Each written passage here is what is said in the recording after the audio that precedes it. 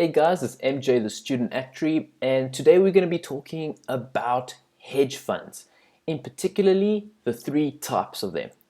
Now, when we think of hedge funds, we think of the cool looking charts, the stock market, the whole buy and sell, and we have this picture of this guy who's just unbelievably wealthy.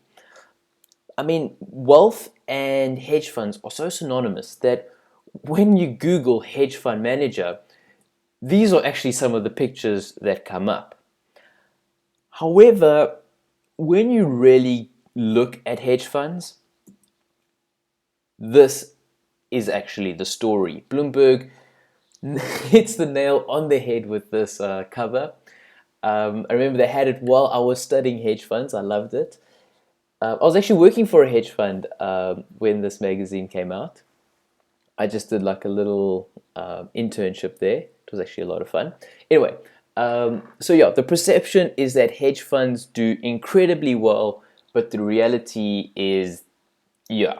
But anyway, let's talk about the hedge funds. So the one type of hedge fund you have, it's called the global hedge fund.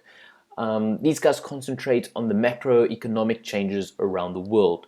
So to get into this hedge fund, you need to be good at economics and politics and internal affairs and international, well, yeah, all that type, international relationships, all that type of stuff.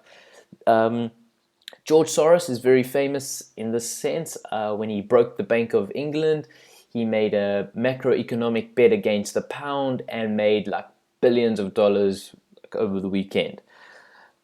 They are incredibly risky, the global hedge funds, and yeah, it's kind of like going to the casino when you invest with a global hedge fund. But yeah, they play politics, they play reserve banks, they play the currencies, and very risky, very dangerous, but very, very profitable if they get lucky. The second type of hedge fund, it's known as the event-driven hedge fund. These guys trade either distressed securities or deal with mergers and acquisitions. So let's say company X is going to take over company Y. A hedge fund will then go and purchase a whole bunch of company Y stock because they know it is going to go up when company X starts, acquiring it and buying it.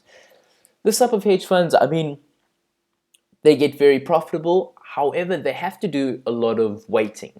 They can wait months until an opportunity comes around. Although if they're playing the global market, then there's always mergers and acquisitions taking place.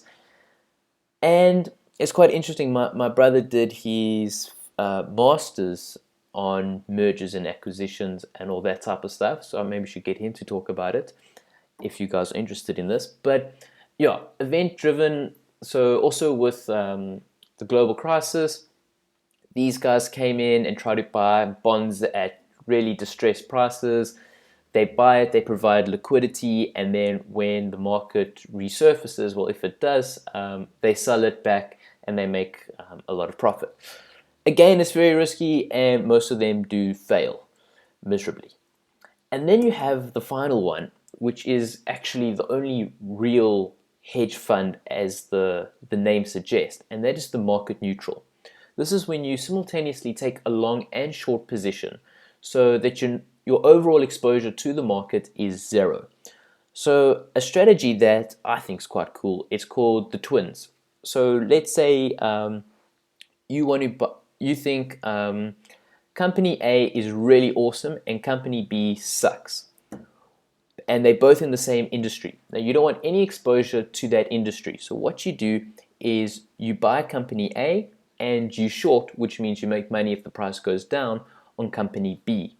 This way, if company A is better than company B, not only will company A stock increase, well, sorry, what this means is that let's say the market goes down. Company A will go down less than company B. So you make money because you made money on company B going down. If the market goes up, you still make money because company A goes up more than company B because it's better. So even though company B is going up and you're losing money on that, you make your money back on company A. I hope I made sense there. If I lost anyone, let me know in the comment section below and I'll go through it again.